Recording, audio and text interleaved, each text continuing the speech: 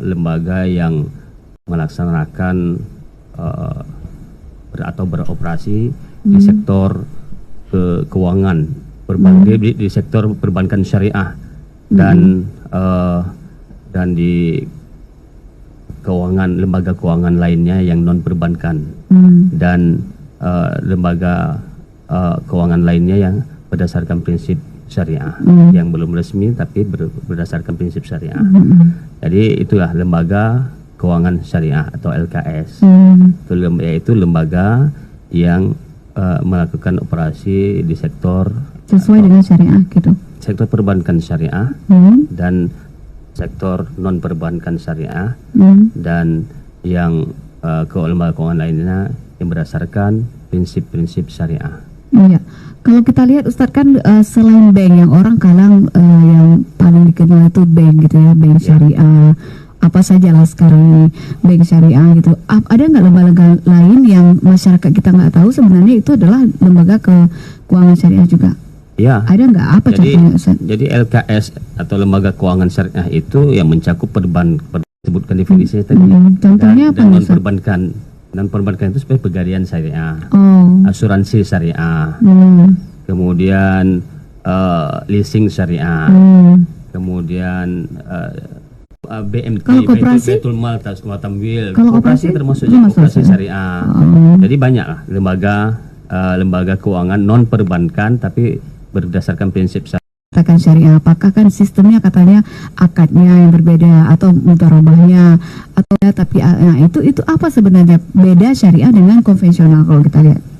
Oh ya, jelas beda antara lembaga keuangan konvensional dengan lembaga keuangan syariah.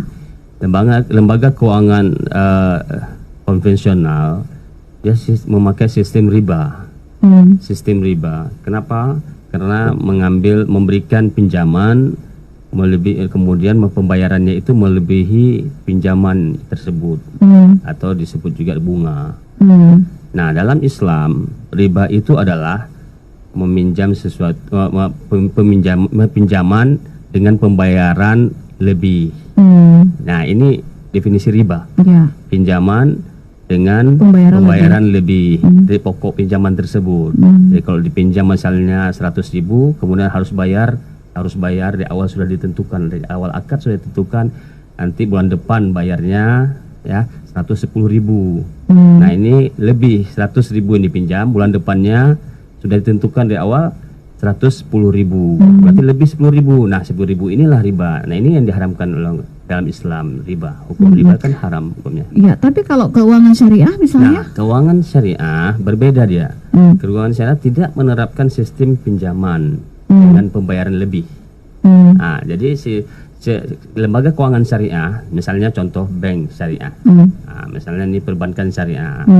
Nah, jadi perbankan syariah dia tidak menyediakan produk pinjaman dengan pembayaran lebih, tidak. Kalaupun ada dia tapi menggunakan bagi hasil, sharing profit. Nah, jadi menggunakan akad musyarakah kerjasama atau mudharabah juga kerjasama dalam bentuk kasih modal. Nah, nanti ada perbedaan antara musyarakah dan mudharabah. Tapi keduanya mudharabah itu bagian daripada musyarakah. Nah, kemudian jadi di keuntungan itu atau dengan menggunakan jual beli bai'ul murabahah, jual beli keuntungan dengan dapat untung. Nah, disinilah kemudian perbedaan antara bank konvensional dengan bank syariah. Jadi bank syariah tidak menggunakan pinjaman dengan pembayaran lebih. Jadi sharing profit itu atau sharing bagi hasil itu keuntungan yang diperoleh dari kerjasama musyarakah tadi, kerjasama mudharabah itu kerjasama juga. Ini dari segi bagi hasil. Tapi dari segi satu lagi ada yang mirip seperti bank konvensional, yaitu bunga. Yang sebagian orang, yang kebanyakan orang semuanya tidak memahami ini. Jadi semua orang berpikir sama saja antara konvensional dengan syariah karena sama-sama bayaran lebih. Jadi sama-sama kelihatannya juga bunga. Karena para prakteknya sama terlihat. Nah, inilah ini yang membingungkan orang semuanya. Yang dirasakan masyarakat tidak ada bedanya. Gitu. Iya, yang dirasakan kan itu.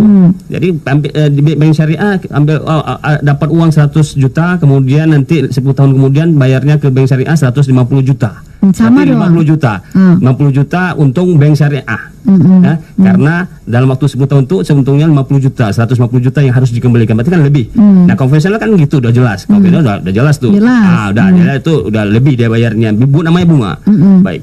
Nah, sebenarnya di sinilah kelihatan prakteknya sama. Ini ibarat tapi sebenarnya tidak sama. Atau dengan kata lain serupa tapi tak sama. Nah, jadi serupanya seperti itu, prakteknya serupa tapi sebenarnya tidak sama. Kenapa saya katakan tidak sama? Karena dalam bank syariah dia tidak menggunakan akad pinjaman, tapi menggunakan akad musyarakah atau mudarabah atau bai'ul murabahah. Nah, dalam yang hampir sama dengan tadi adalah bai'ul murabahah, jual beli murabahah. Jual beli murabahah itu adalah jual beli dengan keuntungan. Jadi bank melakukan jual beli dengan nasabah. Dia ambil untung 50 juta. Pembayarannya cicilan selama 10 tahun.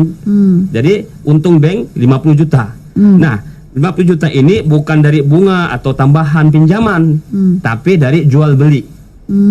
Kalau jual beli, boleh nggak saya jual sama ibu? Saya beli. Jadi jual beli murabahah adalah jual beli dengan mengambil keuntungan tertentu yang sudah disebutkan berapa modalnya dan berapa keuntungannya. Nah, bank sudah menyebutkan modalnya 100 juta. Dia ambilnya kemudian dia jual kepada kita 150 juta. Berarti untung 150 juta. 50 juta ini keuntungan. Nah, sekarang kan dalam Islam wa halalun bahul bai'a wa harrama riba. Allah menghalalkan jual beli. Berarti halal jual beli. Wa harrama riba. Allah mengharamkan riba. Jadi yang halal itu jual beli. Nah, ini kan jual beli murabahah, jual beli untung. Seperti di pasar-pasar, Bu. Kan pedagang belinya harga modal 50.000. Dia jual 70.000. Untung nggak? Untung. Ya, semua orang jualan tuh kan ingin untung. Iya, tapi kan pada jadi kenyataannya boleh jual beli. Ya, boleh. Tapi Ustadz, dalam kenyataannya kan orang tadi tidak mengerti, Ustadz. Ya, tidak paham tentang ini. Fikih muamalah. Fikih muamalah tidak dipahami gitu. Jadi yang dirasakan masyarakat adalah kan masyarakat kita yang penting harusnya kalau dia pinjam 100 gitu, bayarnya 100 tanpa dia tahu dia kalkulasinya seperti itu. Baik, gitu. Sekarang gini, saya ingin jelaskan dalam fikih muamalah ada namanya pinjaman, namanya al-ijarah, minta maaf, al-i'arah, memberikan pinjaman, atau al-qard, memberikan pinjaman. Nah, dalam Islam yang dibolehkan al-qardul hasan, yaitu memberikan pinjaman tapi tidak mengambil untung. Jadi pinjaman tidak mengambil untung itu hukumnya boleh. Ini permasalahannya. Jadi ini disebut al-qardul hasan. Jadi dalam fikih muamalah, dalam syariah, konsep syariah, ini disebut al-qardul hasan, yaitu peminjaman dengan pembayaran tanpa ambil untung, tanpa lebih, tidak lebih atau tidak ada bunga. Nah, jadi kalau pinjam 100.000, berarti nanti setahun depan bayaran 100.000 juga. Jadi tidak ada lebih. Nah, disinilah namanya ini dibolehkan. Ini qardul hasan namanya dalam fikih muamalah atau dalam syariat Islam. Nah, kalau ini malah dianjurkan. Jadi bukan hanya dibolehkan, karena ini sifatnya tolong menolong, ta'awun. Tolong menolong orang yang lagi membutuhkan uang, butuh uang. Nah, dalam perbankan syariat Islam, dalam perbankan syariah tidak bisa semuanya dikasih begitu mereka praktekkan. Mereka tidak menyediakan pinjaman seperti itu, karena kalau begitu nanti semuanya diberikan begitu bisa collab bank. Bisa bank bangkrut. Karena jadi mereka operasional butuh gitu ya. Mereka hanya memberikan kepada orang lembaga tertentu yang bisa dipercayai. Ya, yang bisa dipercayai. Jadi artinya bisa dipercayai amanah kalau dia bayarnya sesuai dengan akad.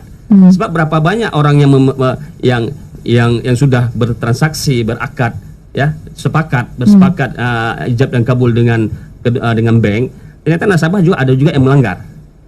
Jadi tidak bayar kredit macet dan sebagainya, tidak bayar. Itu bermasalah ya? Itu kan bermasalah. Berapa banyak? Banyak sekali. Nah, jadi apalagi kalau diberikan semuanya tanpa ada keuntungan, nanti operasi bank dari mana? Jadi bank habis uang bank nggak ada lebih. Misalnya utang 100.000, semuanya pada 1.000 orang ada minta uang gratis, nggak ada untung. Jadi makanya di sini hanya orang-orang tertentu atau lembaga tertentu, dan itu sifatnya lembaga sosial dan lembaga keagamaan. Nah, bank syariah menyediakan produk pinjaman namanya Qardul Hasan.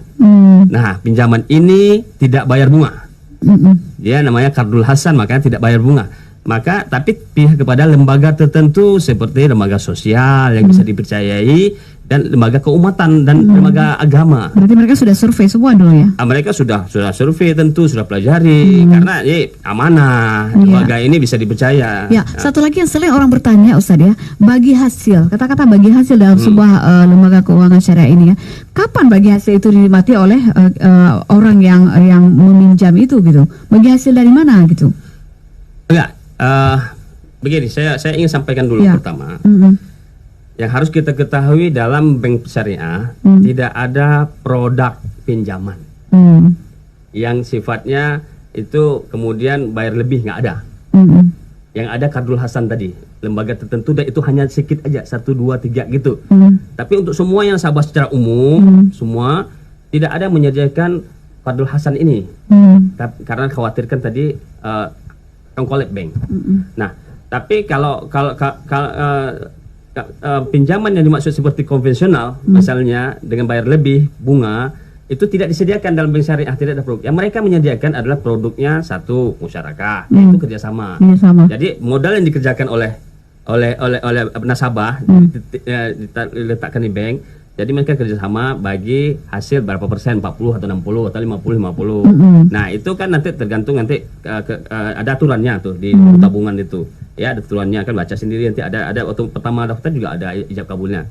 Nah kemudian nanti orang pihak bank membagi setiap bulannya membagikan hasil kepada nasabah sesuai dengan berapa keuntungan yang diperoleh oleh bank. Nah ini beda lagi. Kalau bunga dia tetap tidak ada perubahan. Pertama ditentukan dari awal. Sekian 6%, 8%, 10%, 12%. Nah, dari awal akad. Jadi sampai akhir bayarnya tetap terus sekian. Jadi kalau bayarnya misalnya bunga untuk bank, misalnya pinjaman ya, berarti 10.000 terus ataupun 100.000 terus ya. Nah, tadi tidak berubah. Tapi ataupun kalau nabung. Nabungnya juga 10.000 terus. Ya, tiap bulan, setahun, 2 tahun, 3 tahun. Tapi kalau bank syariah, menurut keuntungan yang diperoleh oleh tidak ditentukan dari awal pertama. Tidak ditentukan dari awal berapa itunya. Ya, paling ditentukan persen pertama, ya 40-50. Tapi maksud saya tidak tetap ditentukan. Nah, nanti bisa jadi tergantung kepada kondisi, situasi. Ini namanya kerjasama kan? Kerjasama kan bisa untung, bisa rugi. Nah, tapi kemungkinan rugi kurang kalau diperbankan. Yang kemungkinan peluang besar adalah untung. Karena mereka sudah tetap ada tempat-tempat investasi yang tetap, yang pasti, jelas, menguntungkan.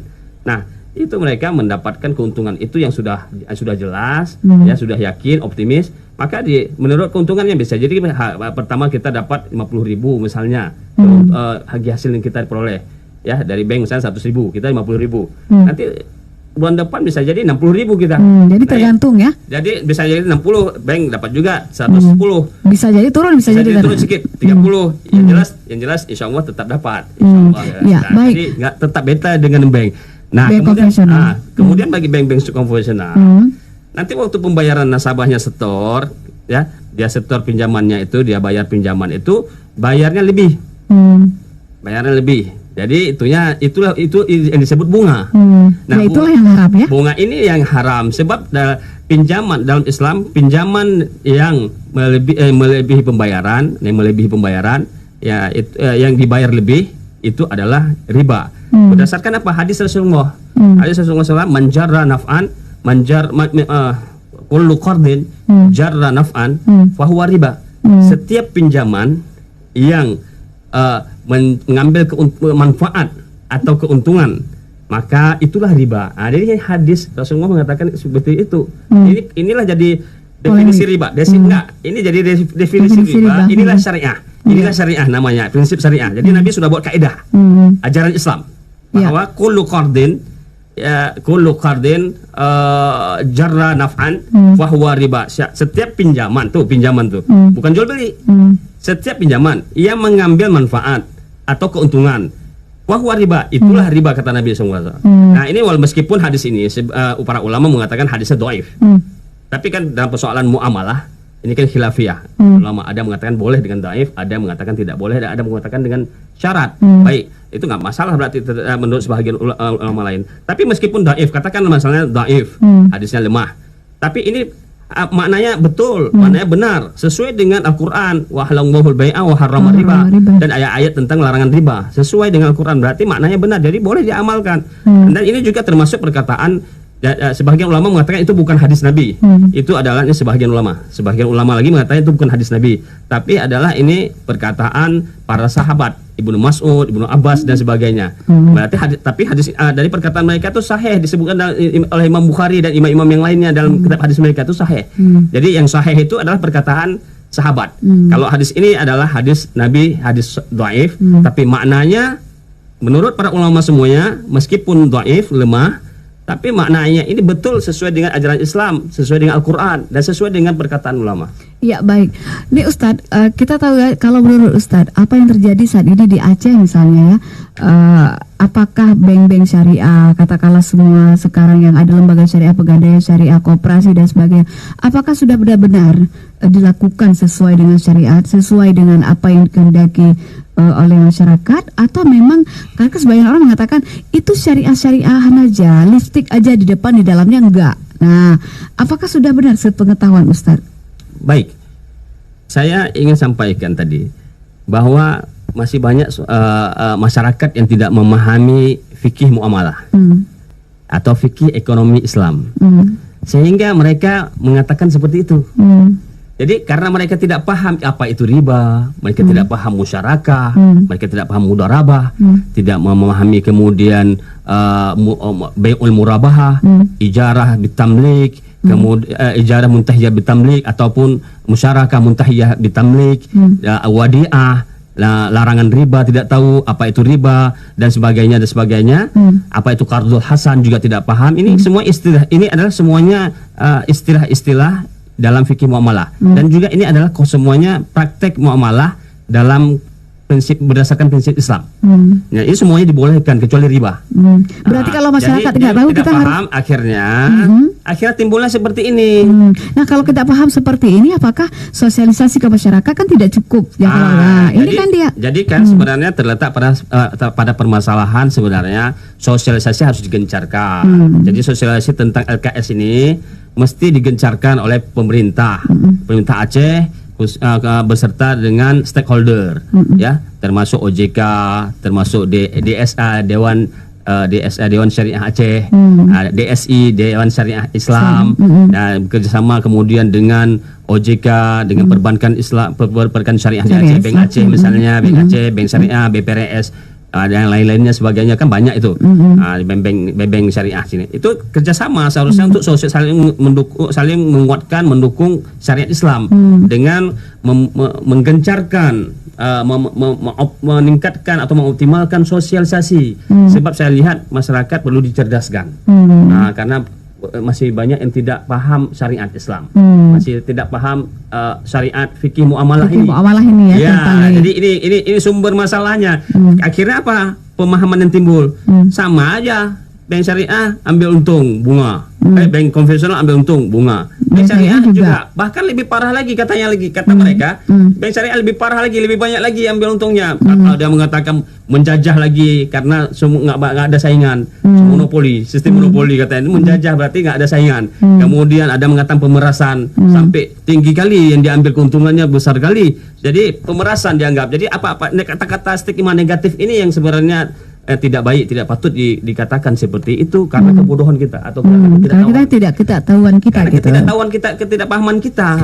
Jadi sebenarnya kita jangan terlalu berlebihan lah dalam menilai bank syariah kalau kita tidak paham. Belajar dulu, baru berkomentar. Jadi tidak semua orang berhak berkomentar. Persoalannya ini kan kita kan berbicara syariah, nanti kan jelek syariah, akhirnya kita tolak syariat Allah kan bagaimana hukumnya? Bisa tolak syariat Allah, tolak hukum riba sudah haram, kita tolak. kita halalkan. Nah, ini ijma para ulama bisa murtad Ya, begini. baik. Nah, saudara dimanapun Anda berada, kenali keluarga cerdas itu bisa ya mengenali lembaga kesehatan keuangan syariah ya. Silakan Anda bergabung bersama kami jika ada hal yang ingin Anda tanyakan tentang lembaga keuangan syariah ini di 0811 68 90 20. Sekali lagi, WA juga bisa 0811 68 90 20. Nah, Ustadz, yang baru-baru ini ya, kita kan pernah mendengar bahwa revisi kanun LKS, kemudian yang polemik gitu, jadi masyarakat ada yang pro kontra dan sebagainya. Pendapat Ustadz bagaimana tentang ini? Tapi nanti Ustadz ya dijawab ya. Kita akan kembali dulu setelah pesan-pesan berikut. Baik, saudara, terima kasih Anda masih bersama kami di 90,2 Serambi FM, masih dengan KBS Samara, keluarga cerdas mengenali lembaga keuangan syariah apa saja. Tadi sudah banyak disampaikan oleh Ustadz bahwa ada bank syariah, ada pegadaian syariah, ada koperasi, dan juga sesuatu yang masyarakat kita tahu bahwa hidup bersyariah itu sangat bahagia kita ya. Baik, dan saudara Lun, saya masih pertanyaan saya tadi Ustadz sebelum kita bahas dengan lebih lanjut. Kalau kita dengar-dengar apakah revisi kanun LKS yang selama ini sudah dilakukan, apakah perlu? Kalau nggak perlu, kenapa Ustadz? Dan kenapa itu? Apakah memang tidak perlu? Gara-gara apa kalau tidak perlu gitu? Kalau perlu, kenapa Ustadz? Ya, revisi LKS itu belum dilakukan, belum dilakukan. Ini kan baru wacana. Rencana. Jadi usulan daripada PJ Gubernur pada Oktober 2022. Kemudian baru ditanggapi pada bulan Mei 2023 oleh Ketua DPRA dan menyambut usulan tersebut. Rencananya kata Ketua DPRA Pun Yahya ya, Pak Saiful Bahri, yang dikenal dengan Pun Yahya, yang akrab dikenal dengan Pun Yahya. Beliau mengatakan rencananya rencana DPRA berencana untuk merevisi kanun LKS. Ini kan berita headline di Serambi Indonesia pada bulan Mei yang lalu. Baik, sehingga menimbulkan karena ini sudah terungkap ke publik, ya, jadi ini akhirnya menimbulkan pro dan kontra. Nah, kenapa? Karena selama ini kan tidak ada masalah apa-apa, tapi kemudian dimunculkan dengan pernyataan seperti itu sehingga menimbulkan kegaduhan, kemarahan sebagian umat Islam, bahkan sebagian besar umat Islam di Aceh marah dengan pernyataan Ketua DPRA. Ya, tapi kita mungkin tidak membahas itu, Ustaz. Jadi, maksud saya gini, maksud saya, jadi ide dari pemerintah dan juga kemudian ditanggapi oleh DPRA dengan bahkan kemudian di Serambi juga ada sepakat pemerintah Aceh dengan DPRA. Jadi itu kemudian menimbulkan pro dan kontra. Ya. Nah, disinilah kemudian kalau ditanya saya, ya itu kan berencana ya. Pendapat Ustadz nih. Tanya pendapat saya sekarang ya, secara pribadi ya. Secara pribadi saya mengatakan tidak perlu direvisi.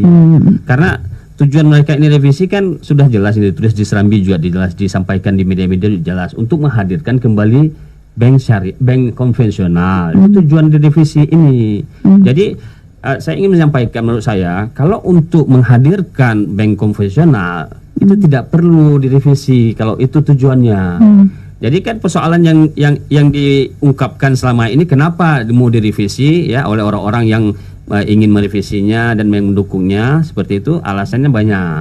Ya, tapi salah satu diantaranya tadi salah satu diantaranya itu pas momen BSI itu terhenti operasional selama 4 hari, lebih kurang 4 hari atau 5 hari gitu. Nah, di situ kan terasa bagi orang-orang yang melakukan transaksi dengan bank BSI terasa sekali. Nah, tapi sebenarnya kan BSI ini kan bukan bank syariah yang berpusat di Aceh. Ini kan berpusat di nasional, ya. Jadi kalau nggak fair, nggak adil. Kalau kita kemudian BSI yang bermasalah, kenapa kanun LKS yang digugat atau yang disalahkan? Nah, ini nggak fair. Seharusnya yang disalahkan BSI, yang digugat BSI. Berilah kritikan dan saran kepada BSI, dan ini adalah Bank Syariah Indonesia, ini plat pemerintah pusat.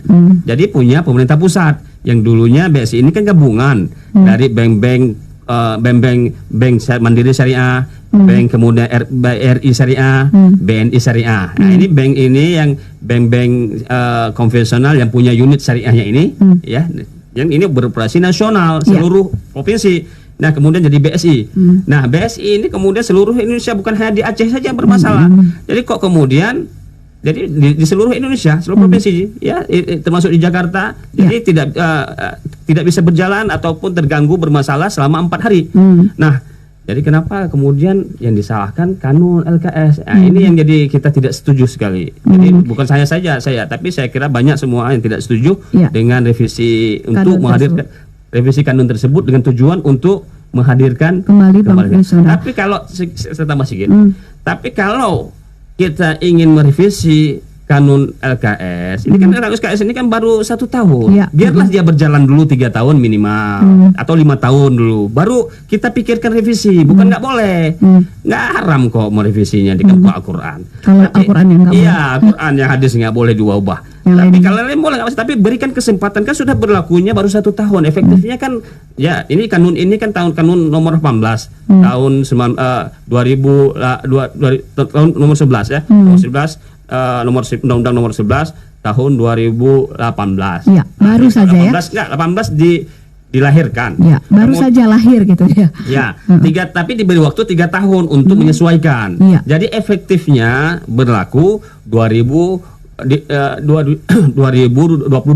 Ya. Awal 2022 sudah berlaku efektif. 22 sekarang 23. Baru setahun. Ya. Baru setahun baru jalan. Kok kemudian bicara menghadirkan kembali? Ini kan nggak baik.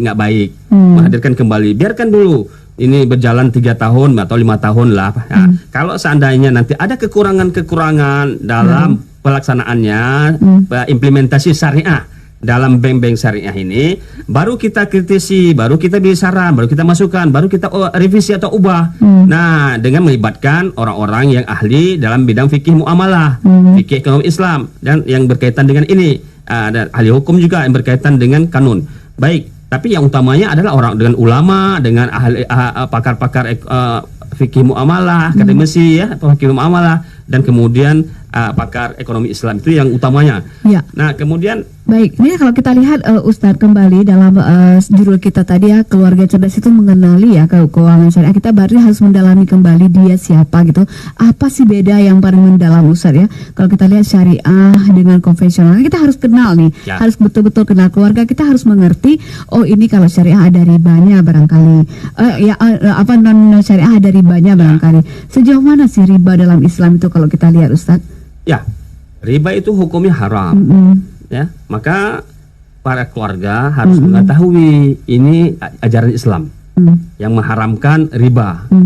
Ada hadisnya tuh Ustaz ya? Ya, ada Al-Qur'annya, ada hadis. Jadi berdasarkan apa? Kenapa haram? Karena Al-Qur'an yang bilang, yaitu ahlallahu al-bai'a wa harrama riba. Itu surah Al-Baqarah ayat 275. Baik. Kenapa begitu juga ada hadis yang mengharamkannya? La'anallahu akilar riba wa mukilahu wa syahidaihi wa katibahu. Rawahu Al-Bukhari wa Muslim. Rasulullah SAW melaknat orang yang memakan riba dan orang yang bertransaksi dengannya ataupun memberikan berkaitan dengan berkontribusi dengan riba, dan orang yang pesaksi-saksi riba, dan orang yang penulis riba. Ini hadis riwayat Al-Bukhari dan Muslim. Ini dilaknat. Kalau dilaknat dalam Al-Quran atau dalam hadis itu hukumnya jelas, haram. Dalam Al-Quran juga tadi jelas, wa ahlallahu al-bai'a wa harrama riba. Al-Baqarah ayat 275. Allah menghalalkan jual beli dan mengharamkan riba. Haram hukumnya, udah kata-kata haram sudah jelas. Hadis juga dilaknat. Makanya hukumnya riba adalah ijma, berdasarkan ijma para ulama. Hukumnya haram berdasarkan ijma para ulama. Sepakat ulama, nggak ada khilafiyah dalam masalah riba haram. Nah, ini hukum riba. Maka perlu setiap muslim, setiap keluarga muslim, setiap individu muslim itu mengetahui syariat. Karena inilah syariat Islam. Haram riba. Haram riba syariat. Hukum syariat itu kan hukum agama, hukum Allah dan Rasulnya, itu syariat namanya. Jadi di antara syariat Islam adalah haram riba. Jadi inilah syariat ini yang sedang diimplementasikan di Aceh, karena Aceh adalah daerah syariat atau provinsi syariat yang sudah mendapatkan legalitas untuk menerapkan syariat Islam secara menyeluruh. Dalam bidang ekonomi, dalam bidang akidah, dalam bidang ibadah. Selama ini kan dalam ibadah, dalam ibadah, akidah sudah berjalan ya dari awal. Kemudian bertahap ya. Bertahap kemudian dalam bidang hukum kriminal, hukum jinayat kriminal. Ya. Jadi judi, maisir itu, minum khamar sudah berjalan, sudah lama, sudah berjalan. Alhamdulillah sudah bagus, banyak hasilnya bagus, baik semuanya dan berhasil alhamdulillah meskipun ada kekurangan. Ini nanti kita perbaiki. Bukan berarti kita tolak syariatnya, tapi kekurangan ini yang kita perbaiki dengan yang kurang-kurangnya itu, tapi kita kuatkan terus. Kita kuat terus penguatan syariat Islam. Nah, begitu juga dalam bidang ekonomi. Bidang ekonomi ini baru mulai nih. Ini 2022 dengan kanunnya nomor 18 tadi. 11 tahun 2018 tadi. Kanun LKS, kanun tentang LKS, Lembaga Keuangan Syariah. Efektifnya 2022. Ini baru satu tahun dimulai. Dan itu sudah diresmikan DPRA, yang diresmikan pemerintah Aceh. Kok tiba-tiba kemudian baru 1 tahun kok langsung diminta revisi? Ini kan nggak baik. Biarkan dulu dia berjalan, baru kita kemudian merevisinya yang kurang-kurang apa. Misalnya pelayanannya, bank syariah. Kalau dianggap oleh masyarakat ini kurang, pemahaman pelayanannya nggak bagus, kita ubah pelayanannya saja, bukan kanunnya yang diubah, yang direvisi. Kemudian misalnya tidak Islami, kalau menurut masyarakat. Dan itu memang betul apa yang dikatakan oleh masyarakat itu berilmu, sesuai dengan ilmu yang disampaikan itu sesuai dengan ilmu, bahwa bank syariah itu tidak syariah. Baik, itu kita syariahkan dengan sebaik-baiknya, dengan kafahnya. Jadi itu penguatan, itu namanya penguatan syariah. Jadi kalau revisi untuk penguatan LKS, penguatan LKS atau penguatan syariah, maka saya setuju. Saya setuju. Boleh. Tapi kalau revisi kanun LKS itu dengan tujuan untuk menghadirkan bank-bank syariah, ini saya tidak setuju, saya tolak. Bank konvensional maksudnya? Bank konvensional maksud saya, menghadirkan kembali bank-bank konvensional untuk beroperasi kembali di Aceh, maka ini saya tidak setuju dan ini saya tolak, dan ini juga yang ditolak oleh masyarakat Aceh. Baik, nanti kita kembali ke pribadi kita tadi tentang bagaimana ya seseorang kan, kalau kita keluarga sakinah mawaddah warahmah di situ, program keluarga, anak-anak kita dan sebagainya kan, kita mengenal kembali Ustadz ya, seberapa bahayanya pribadi kita yang selama ini makan riba gitu Ustadz. Kan ada misalnya kan dikasih ke suami, memberikan kepada keluarga istri dan anak-anaknya sampai keturunan-keturunannya. Kalau kita ibarat gitu, apakah sama dengan orang menikah dengan berzina yang seperti itulah ibaratnya? Ini gimana Ustadz? Kan ada kita lihat apa itu menikah, apa itu berzina dan sebagainya kan beda. Ini gimana kalau hukumannya? Baik, dalam hadis Rasulullah SAW mengatakan bahwa dosanya riba itu, ini saya tidak sebutkan hadisnya, teks hadisnya, tapi secara umum aja ya maknanya, bahwa dosa riba itu seperti menzinahi ibunya. Saking beratnya gitu? Ya, begitulah saking beratnya. Jadi disebutkan hadis seperti itu, bahwa dosa pelaku riba itu sama seperti dia pelaku riba menzinahi ibunya sendiri. Itu saking besarnya dosanya, saking beratnya dosanya sampai seperti itu. Kita tahu bahwa berzina itu haram, apalagi kemudian sampai ibunya sendiri yang haram dia nikahi, dia zinahi pula. Ini kan sudah berlipat ganda dosanya, berlipat ganda. Nah, Al-Quran juga mengatakan berlipat ganda dosa riba itu. Nah, jadi itu besar sekali. Kenapa diharamkan? Karena kenapa diharamkan riba? Kan timbul pertanyaan. Kenapa riba diharamkan dalam Al-Quran? Ya, surah Al-Baqarah ayat 275, Al-Baqarah 275 ayat 275, dan hadis tadi Bukhari dan Muslim, hadis Jabir tadi, wa Allah Rasulullah SAW melaknat. Jabir radhiyallahu anhu berkata bahwasanya Rasulullah SAW melaknat orang yang memakan riba, kemudian yang bertransaksi dengan riba dan mencatatnya, orang pencatat kedua pencatatnya, dan kemudian orang yang menjadi saksi keduanya. Hadis Bukhari dan Muslim. Nah, ini kan berarti bahaya, bahaya riba sampai dilaknat. Pertama, Al-Quran tadi diharamkan. Berarti sesuatu yang diharamkan itu sesuatu yang berbahaya, sesuatu yang memberi mudarat. Adapun sesuatu yang baik disunatkan, dianjurkan, bahkan diwajibkan. Salat diwajibkan, baik karena baik. Puasa enggak, salat wajib, puasa zakat juga. Zakat karena banyak kebaikan. Maslahah. Tapi zina haram. Khamar haram, mencuri haram, dan sebagainya yang haram-haram, semuanya kan itu buruk semuanya. Semua yang diharamkan itu adalah tidak baik. mudarat. Nah, makanya diharamkan. Nah, riba gitu juga riba. Kenapa diharamkan? Kan pasti ada yang tidak baiknya, ada yang bahayanya. Baik, ini saya ingin mengatakan menurut Syekh Yusuf Al-Qaradawi bahwa hikmah diharamkannya riba itu antaranya adalah pertama, nih Syekh Dr. Yusuf Al-Qaradawi ya, beliau sudah meninggal yang di Qatar. Ulama besar, ulama dunia yang orang Mesir ya, pernah jadi ulama Azhar kemudian pindah ke Qatar. Tahun lalu meninggal. Baik, menurut beliau adalah pertama, kenapa hikmah diharamkan riba? Pertama, riba berarti mengambil harta orang lain tanpa hak, kata beliau. Kemudian yang kedua, ya karena terpaksa orang bayar utang. Ya, terpaksa bunga. Kalau nggak dikasih, nggak ada hak, orang nggak dikasih. Berarti kan itu kan pemaksaan. Berarti tidak hak. Kemudian berarti tanpa hak dia sebenarnya. Kemudian kecuali kalau ini perbedaan ya. Kalau pinjaman dia memberikan lebih, tapi orangnya itu ikhlas.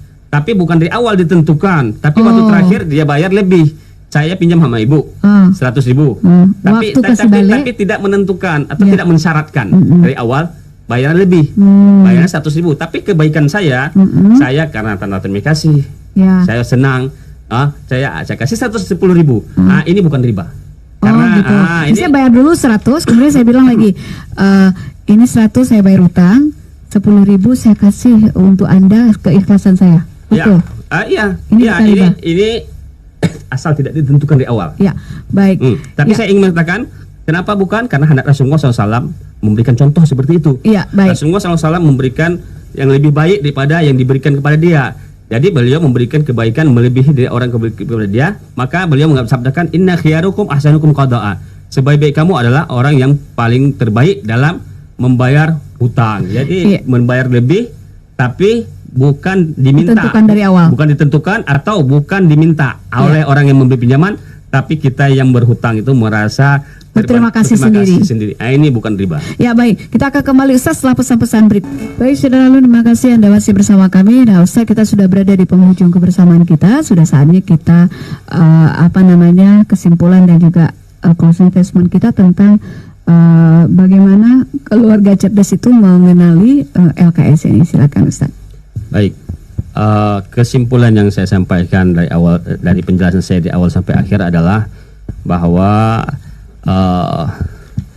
setiap muslim itu wajib mengamalkan syariat Islam, dan diantara syariat Islam itu adalah hukum-hukum yang berkaitan dengan ekonomi. Ya, tidak hanya hukum ibadah, tidak hanya hukum akidah, hukum kemudian jinayat, tapi juga hukum ekonomi, hukum perdata, hukum nikah dan sebagainya. Dan yang paling penting juga ekonomi ini, karena ini adalah rodanya perputaran kehidupan manusia kan. Jadi maka ekonomi dalam hal hukum ekonomi juga harus bersyariat, dan kita wajib mengamalkan syariat. Saya sudah katakan tadi, dan itu tidak ada khilafiyah para ulama. Maka terlebih lagi Aceh ini adalah daerah syariat yang sudah diizinkan oleh pusat untuk melaksanakan syariat. Terserah Aceh bagaimana teknisnya dan sebagainya, asal tidak bertentangan dengan pusat. Nah, jadi sesuai dengan syariat sudah diizinkan. Nah, oleh karena itu ini kesempatan untuk orang Aceh untuk menjalankan syariat dengan sebaik mungkin.